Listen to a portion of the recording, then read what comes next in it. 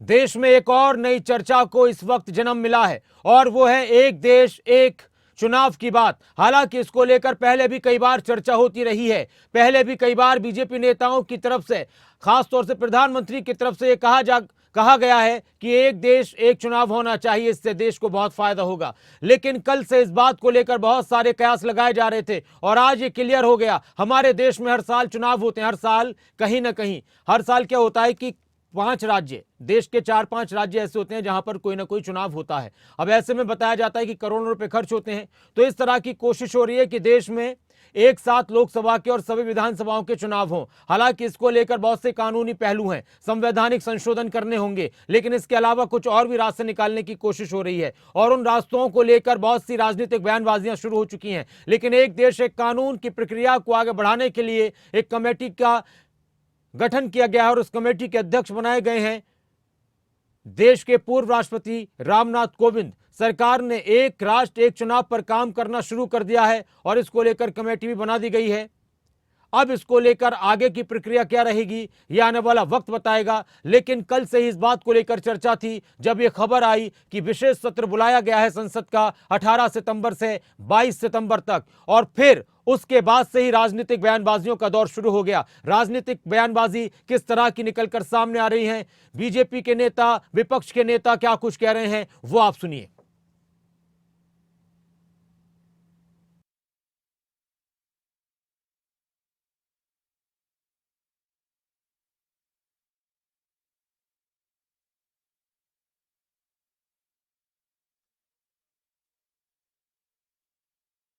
बयानबाजियों का दौर शुरू हो चुका है। हमारे देश में एक बार चुनाव हो जाएं, क्या ऐसा संभव है? इसको लेकर किस तरह की प्रतिक्रियाएं नेताओं की हैं, वो सुनिए।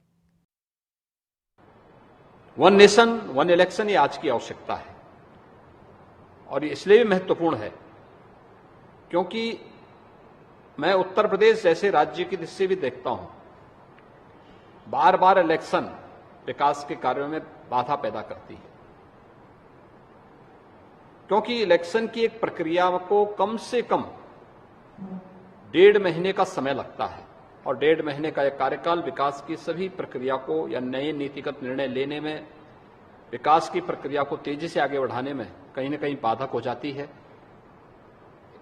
इसके लिए आवश्यक है कि लोकसभा, विधानसभा और अन्य सभी प्रकार के इलेक्शन को एक साथ हम आयोजित करें। ये क्योंकि केंद्र का कार्यक्रम है, लोकसभा दोबारा से 18 सितंबर से शुरू हो रही है।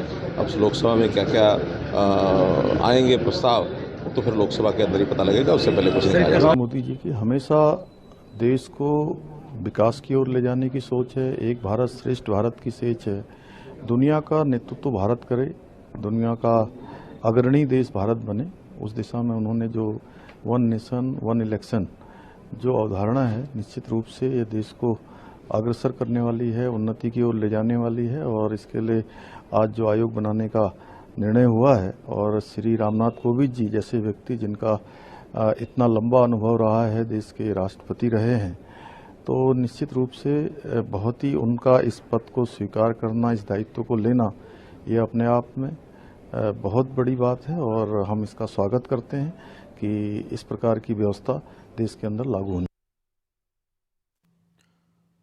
शिवसेना उद्धव ठाकरे गुट के नेता और सांसद संजय राउत ने क्या कुछ कहा, वो भी आप सुनिए। वन नेशन एंड वो क्या होता है भाई, ये देश एक ही है ना, थोड़े अलग अलग देश है। ये देश में कोई अलग अलग अगर बात करता होगा, वैसे तो एक विधान एक संविधान की बात भी हम करते हैं। तो वन नेशन तो वन है, क्या किसी के मन में शंका है? इलेक्शन भी एक होता है, वो संविधान ने हमको अधिकार दिया है। लोकसभा, विधानसभा, वन नेशन और वन इलेक्शन ठीक है, लेकिन उससे पहले फेयर इलेक्शन लीजिए। संजय राउत का बयान एक बार फिर आपको सुनाएंगे कि संजय राउत क्या कुछ कह रहे हैं। वो ये कह रहे हैं कि क्या होता है वन नेशन वन इलेक्शन। वो ये कह रहे हैं कि हमारी मीटिंग सेट घबरा गई है बीजेपी। एक बार फिर उनका बयान सुनिए। वन नेशन एंड वो क्या होता है भाई, ये देश एक ही है ना, थोड़े अलग अलग देश है। ये देश में कोई अलग अलग अगर बात करता होगा, वैसे तो एक विधान एक संविधान की बात भी हम करते हैं। तो वन नेशन तो वन है, क्या किसी के मन में शंका है? इलेक्शन भी एक होता है, वो संविधान ने हमको अधिकार दिया है। लोकसभा, विधानसभा, वन नेशन और वन इलेक्शन ठीक है, लेकिन उससे पहले फेयर इलेक्शन लीजिए। और इस वक्त हमारे साथ कुछ खास मेहमान जुड़े हुए हैं। बीजेपी के नेताओं को क्यों लगता है कि एक साथ ही चुनाव होने चाहिए?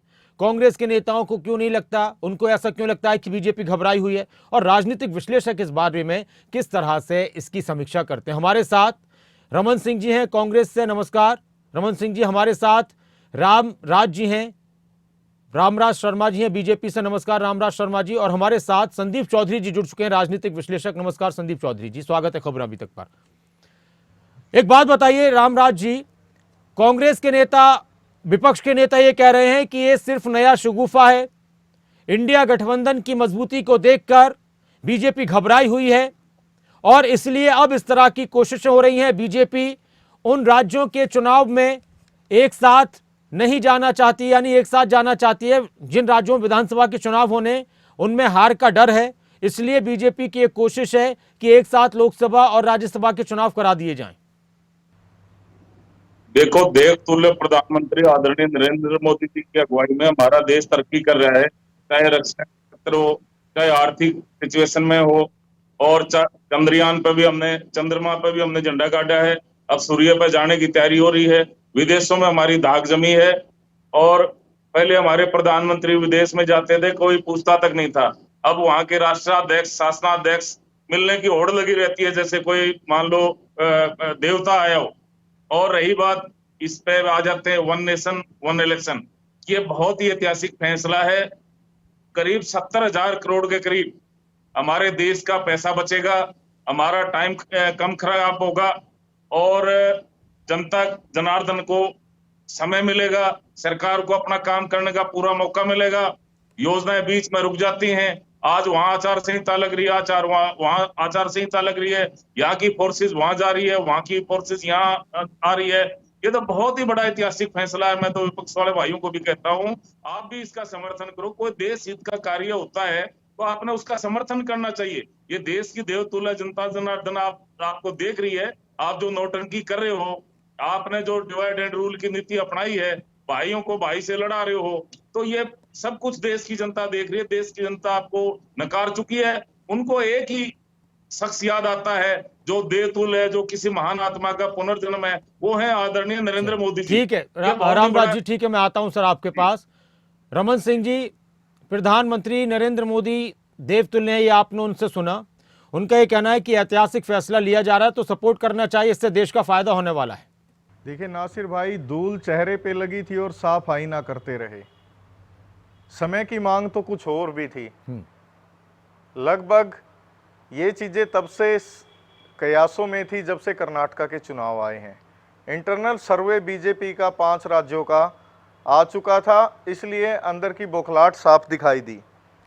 मैं सत्य के साथ और स्वीकार्यता के साथ एक बात कहना चाहूँगा।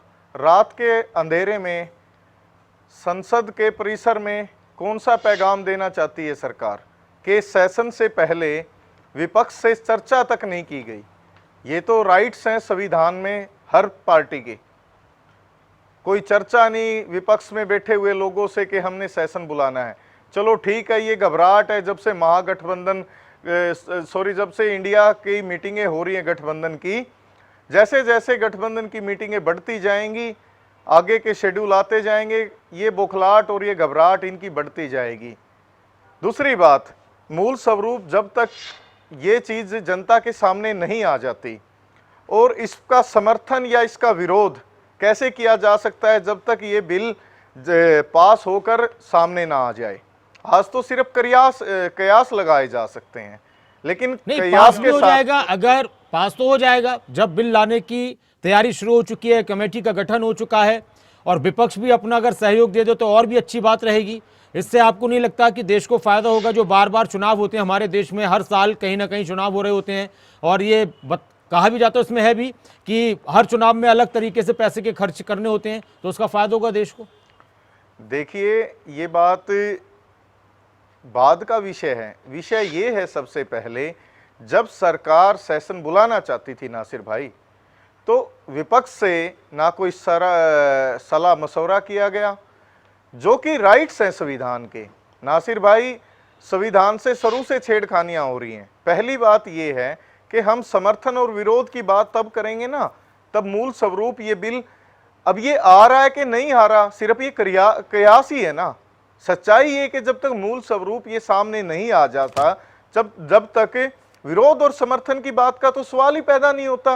दूसरी बात, मैं उससे आगे बढ़ना चाहूंगा। आज सरकार की बौखलाहट ये कि 5 राज्यों के चुनाव हैं। सरकार को पता है कि उसके कुछ महीने बाद लोकसभा के इलेक्शन है। सरकार कर्नाटका हारने के बाद लगातार इस सतर पे जा चुकी है कि अब इनके पास कोई रास्ते नहीं बचे थे, क्योंकि आज ये बात करते हैं पैसा बचाने की। मैं आपको एक ऐसी सच्चाई से अवगत कराता हूं जो सत्य भी और स्वीकार्य भी है। जब से देश आजाद हुआ था और 2014 तक, कुरैशी जी, देश ने 55 लाख करोड़ का कर्ज लिया था, और 2014 से लेके अब तक लगभग 100 लाख करोड़ का कर्ज ले लिया गया है। ये लोग बचत की बात किस मुंह से करते हैं? दूसरी बात, मैं आता हूं, दोबारा आता हूं रमन सिंह जी आपके पास। अब एक प्रतिक्रिया संदीप चौधरी से भी हम लेंगे, हमारे साथ जुड़े हों संदीप जी। और संदीप जी, एक राष्ट्र एक चुनाव सुनने में भी अच्छा लगता है कि अच्छी बात है, आम इंसान को तो ऐसा लगता है कि ऐसा हो जाए तो बेहतर है, लेकिन किस तरह की पेचीदगियां हैं, राजनीतिक मायने क्या हैं इसके? विपक्ष की तरफ से जो कहा जा रहा है कि बीजेपी में घबराहट है, बीजेपी नहीं जाना चाहती 3-5 राज्यों के चुनाव के बाद लोकसभा में, इसलिए इस तरह की कोशिश हो रही है, आपका क्या कहना है?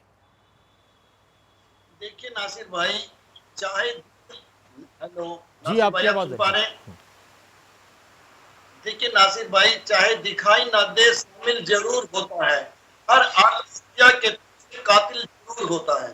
तो राजनीति में जब चीजें निकल के आती हैं, उसमें नेगेटिव और पॉजिटिव सोचना पड़ता है, और जनता को भी सोचना चाहिए, विपक्ष को भी सोचना चाहिए, क्योंकि ऐसे कई बार हुआ तो चीजें कही गई वो धरातल पे नहीं आई, तो जनता भी भुगत रही है, विपक्ष के लोग भी जानते हैं, ऐसी तमाम चीजें आप भी जानते हैं। अगर मैं माना स्टार्ट करूंगा तो बहुत सारी चीजें सरकार ने कही, लेकिन सरकार भी न कहीं तार छेड़ती है, और देखते हैं रिस्पॉन्स किस तरीके का आता है। देखिए, अगर आप टेक्निकल तरीके से देखते हैं नासिर भाई, तो बिल्कुल इस चीज का स्वागत होना चाहिए कि एक बार में हिंदुस्तान के चुनाव निपट जाएं। लेकिन क्या सच है कि हमारा सिस्टम ऐसा हो चुका है कि हम एक बार में चुनाव निपटा पाएंगे? क्या आप नगर निगम के चुनाव, ग्राम पंचायतों के चुनाव, वार्ड पार्षद के चुनाव, हमारे इतने चुनाव हैं, क्या वो सब चुनाव एक बार में हो जाएंगे? या इसके पीछे कुछ राजनीतिक सोच है, सरकार बनाने की कैलकुलेशन है? इन चीजों पर जैसे जैसे चीजें हमारी डिबेट्स आगे बढ़ेंगी, डिस्कशन आगे बढ़ेगा, चीजें निकल के सामने आएंगी। लेकिन अगर इस तरीके की चीजें होती है तो मैं मानता हूं कि वो देश के लिए अच्छा है, बाकी पैसा बचेगा।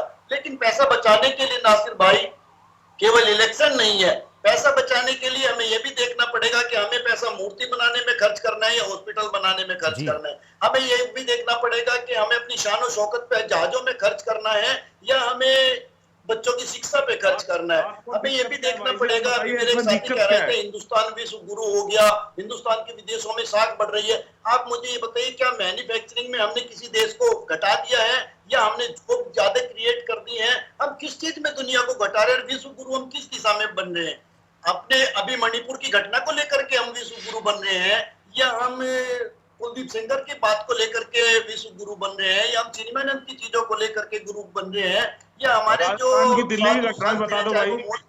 आए दिन घटनाएं सामने आती है उनको लेकर हम विश्व गुरु बन रहे हैं? हम विश्व गुरु बन की सूच में रहे हैं, या हम टीवी पर बैठकर बड़ी बड़ी बातें करते हैं और हमारा देश आगे बढ़ जाता है?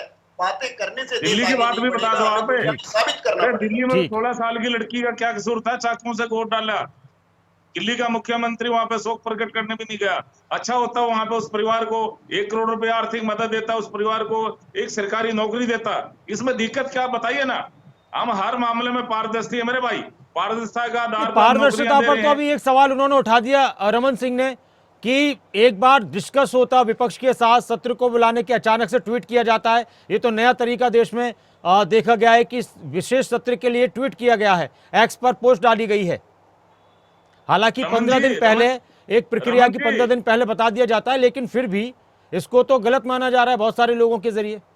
मैं मेरे साथी कांग्रेस प्रवक्ता से पूछना चाहता हूं, ये पारदर्शिता की बात करें, आपने क्या पारदर्शिता अपनाई थी? हमने नौकरियों में पारदर्शिता अपनाई, हमने समान विकास कार्य किया, हर मामले में पारदर्शी हैं। हमने ये नहीं देखा एमएलए किस पार्टी का है, हमने जातिवाद, क्षेत्रवाद, भाई भतीजावाद, हर वाद से ऊपर उठ कर हमने नौकरियां दी। और उस तौला गुजर का क्या कसूर था राजस्थान में? वो बेचारी बलात्कार करके मार दिया, उसको भट्टी में झोंक दिया। आप बताइए ना, रणदीप सुरजेवाला जी आपकी पार्टी के इतने भारी भरकम नेता हैं, वो एमपी हैं राज्यसभा के, वो देवतुल्य जनता जनार्दन को वो राक्षस मैं आता हूं सर आपके पास। रमन जी अपना आप रमन जी से पूछे कांग्रेस के नेता। जी रमन जी, आप कुछ कह रहे हैं? इसने हरियाणा की राजनीति से आपको बेदखल कर दिया भाई। रमन जी बोलिए, आपका विधायक है वो नू दंगों में सम्मिलित पाया जाता है, ये जनता जनार्दन सब देख रही है भाई, आपको नकार चुकी है। बोलने दीजिए रामराज जी ने उनका जवाब। हाँ जी बोलिए भाई, बोलिए। मैं रामराज जी, मैंने बड़े धैर्य से सुना, उम्मीद करूंगा आप भी सुनेंगे। नू को लेके जब से घटना हुई है, दो पक्षों में टकराव हुआ, कांग्रेस पार्टी ने पहले दिन से ये कहा है कि इस मामले भाई, मेरे भाई सुन ले पंडित जी, हम भी सुन रहे थे आपको, आप भी सुनने का मादा रखें। जी हम कांग्रेस पार्टी ने पहले दिन से ये कहा है कि इस मामले की जांच माननीय हाई कोर्ट के नेतृत्व में जुडिशियल जांच हो और जो भी दोषी है आए उसको बख्शा ना जाए, उस रिपोर्ट को सार्वजनिक किया जाए। दूसरी बात नासिर भाई, ये लोग कहते हैं कि कांग्रेस ने करवाया और कांग्रेस ये कहती है जांच कराओ, और ये लोग जांच से भाग रहे हैं। दूसरी बात, बड़े इन्होंने कहा कि एक दिल्ली की किसी बेटी पे इन्होंने बात की है, ये भूल गए कि इनके स्पोर्ट्स मिनिस्टर संदीप पे चार्जशीट दाखिल हुई है उनके अगेंस्ट, जिसमें 354A, 354B, 509, 506 अनेक धाराएं लगी हैं, और इनके मुख्यमंत्री का बयान बड़ा ही निंदनीय है। एक महिला के कपड़े फाड़ने की धाराएं लगी है स्पोर्ट्स मिनिस्टर पर। पंडित जी सुन लीजिए, पंडित जी आप उम्र में बड़े हैं, मैं आपका सम्मान करता हूं, आप सुनिए। और आपके मुख्यमंत्री कहते हैं नैतिकता दोनों के अंदर नहीं बची, स्पोर्ट्स मिनिस्टर को नैतिकता के आधार पर इस्तीफा दे देना चाहिए, नहीं तो मुख्यमंत्री जी को ले लेना चाहिए। और मुख्यमंत्री जी विधानसभा के पटल पे कहते हैं कि हम इस्तीफा नहीं लेंगे। क्या बहन बेटियों के साथ ये होता रहेगा?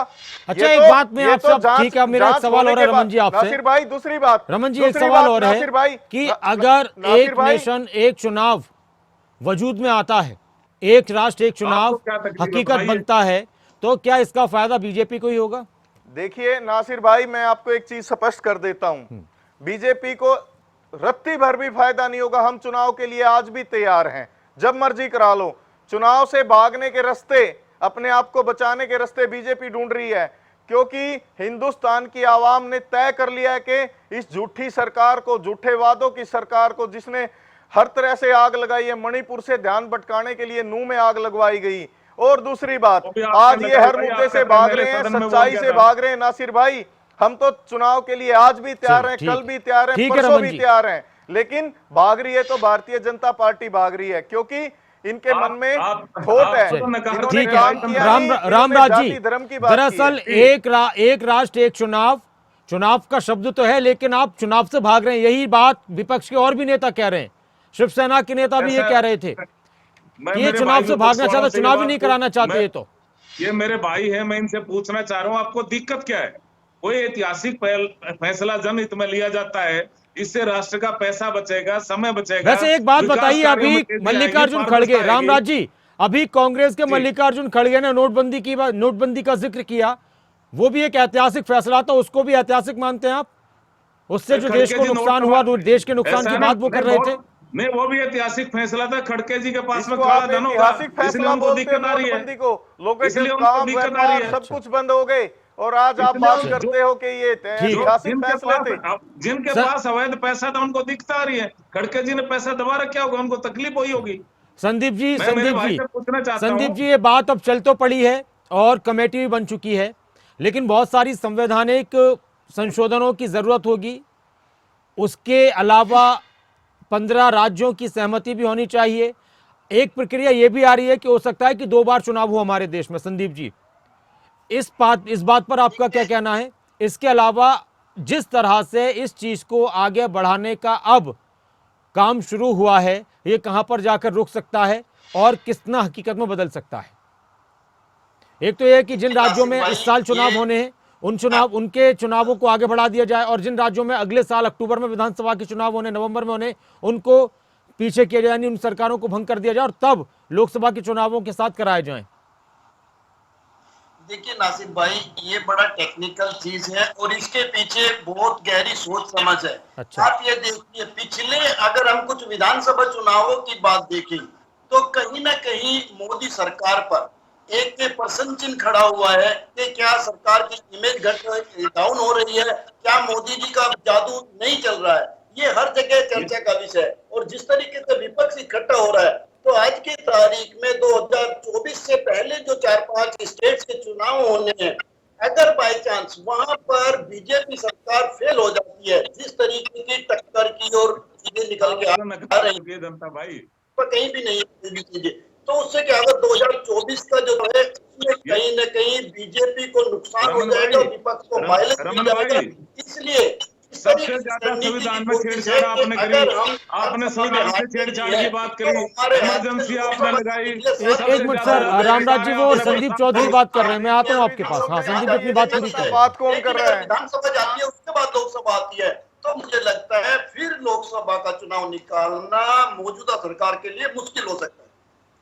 चलिए रामराज जी, अब इसी बात पर आप आखिरी प्रतिक्रिया कि ये जो पूरी कोशिश हो रही है, ये इसीलिए कोशिश हो रही है कि जो विधानसभा के चुनाव 5 राज्यों में होने, जिसमें खासतौर से राजस्थान, छत्तीसगढ़, मध्य प्रदेश हैं, वहां पर राजनीतिक विश्लेषक ये कहें कि बीजेपी की हालत सही नहीं है, इसलिए अगर उन चुनावों में हार होती है तो फिर जो पीएम मोदी का नाम है उस पर फर्क पड़ेगा, इसलिए इससे पहले इस तरह की कोशिश हो रही है।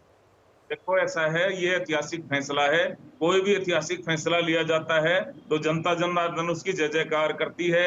ये जैसे ये चांद पे झंडा फहराया है, सूर्य पे फहराने की तैयारी है, तो मोदी जी ऐतिहासिक फैसले लेते जा रहे हैं और इनको जनता नकार चुकी है। इनके पास चांद पर झंडा, तो ये बात सही है कि इस वक्त आपकी सरकार है, लेकिन चांद पर झंडा फहराने की प्रक्रिया और चांद इसरो का काम तो बहुत पहले से शुरू हो चुका था। जितनी भी सरकारें देश में, सबने अपना अपना योगदान दिया होगा उसमें। जाहिर सी बात है कि अब आपकी सरकार है तो इस टाइम पर ये झंडा फहरा है।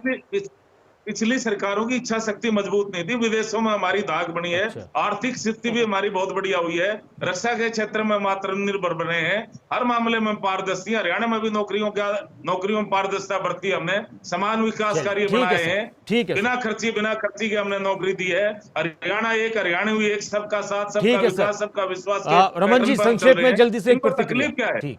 ऐतिहासिक फैसला है ये हमारा। देखिए हमारा संगठन तैयार है चुनाव के लिए। पन्ना प्रमुख सम्मेलन यार ये बात तो सही है कि बीजेपी हमेशा चुनाव के लिए तैयार रहती है, तो आप लोग कहते ही हैं। जी रमन जी। हाँ। देखिए शर्मा जी ने बड़ी एक ऐसी बात की कि हरियाणा में नौकरी, शायद ये भूल गए कि इस प्रांत में 30 से 35 बार पेपर कैंसिल हुआ है, पेपर लीक हुआ है, और इनके नौकरी देने वाले सेक्रेटरी के दफ्तरों में करोड़ों रुपए पकड़े गए हैं, जग जाहिर है। एक इस पर संक्षेप में प्रक्रिया, इस एक राष्ट्र एक चुनाव की बात पर आपका फाइनल कमेंट। देखिए नासिर भाई, मैंने कहा है स्पष्ट शब्दों में, जब तक मूल स्वरूप ये चीज सामने नहीं आ जाती, इसका विरोध या समर्थन करना मुझे नहीं लगता जब तक कोई औचित्य है। अच्छा। हाँ, ये ठीक है कि ये लोग बुखलाहट में, घबराहट में कुछ फैसले लेने जा रहे हैं, लेकिन ये इनका जाते हुए एक आखिरी पैगाम होगा, ये लिख कर जाएंगे। ठीक है रमन जी, संदीप जी आखिरी प्रतिक्रिया। आगे भी आएंगे भाई, तीसरी बार सरकार बनेगी मेरे भाई। ओ शर्मा जी रुक जाओ, आप भी यही हो, हम भी यही हैं, इंतजार करिए आप। काट की हांडी हर रोज नहीं चलती, एक दिन जल जाती है। ठीक है रामराज जी और रमन जी, संदीप जी आखिरी प्रतिक्रिया, आप कुछ कहना चाह रहे थे? ये बहुत बड़ा ऐतिहासिक, आप संदीप चौधरी जी, हाँ जल्दी से आप फाइनल कमेंट। आप कुछ कहना भी चाह रहे थे? आप शर्मा जी को ये, हाँ मैं ये कहना चाह रहा था, ये कह रहे थे कि हरियाणा में देखिए अपनी पर्ची खर्ची बंद कर दी। हरियाणा में बीजेपी के लोग ही बैठते हैं साथ में, तो बताते हैं कि भाई साहब जातिवाद इतना बढ़ गया कि पुलिस के अफसर का अगर सिलेक्शन होगा तो ढूंढकर पंजाबी को लाया जाएगा, महिला आयोग के अध्यक्ष बनाने का नंबर होगा तो पंजाबी को लाया जाएगा। तो किस तरीके का काम, किस तरीके का सबका साथ सबका विकास का काम हो रहा है? आप नफरत बढ़ा रहे हैं, आप जातिवाद को बढ़ावा दे रहे हैं, तो आपको काम ठीक तरीके से करने होंगे, तरीके से नहीं चलेगा। जी रामराज जी, अब इस पर ये जाहिर सी बात है आप बात अपना नासिर जी, अगर बात आपकी ठीक है एक चुनाव की वन नेशन कहकर इसको चटपटा करने की जरूरत नहीं है। वन नेशन तो ऑलरेडी है। अगर एक बार चुनाव कराने की बात आती है तो उसका स्वागत होना चाहिए। मुझे लगता है ये एक अच्छा फैसला रहेगा, लेकिन इसके पीछे राजनीतिक षड्यंत्र और राजनीतिक सोच हो और ठीक है सर, संदीप जी हम तो भाईचारा मजबूत कर रहे हैं मेरे भाई। चलिए, हरियाणा एक, हरियाणवी एक, सबका साथ सबका विकास। ठीक है सर, बहुत बहुत सबका शुक्रिया विश्वास। रामराज शर्मा जी हमारे साथ जुड़ने के लिए, रमन सिंह जी, संदीप चौधरी जी। एक nation one election, one nation एक राष्ट्र एक चुनाव काम शुरू हो चुका है। कब तक हकीकत में तब्दील होगा, किस तरह से होगा, किस तरह का माहौल बनेगा, क्या कुछ इसके पीछे की वजह है, ये धीरे धीरे पता चलती रहेंगी।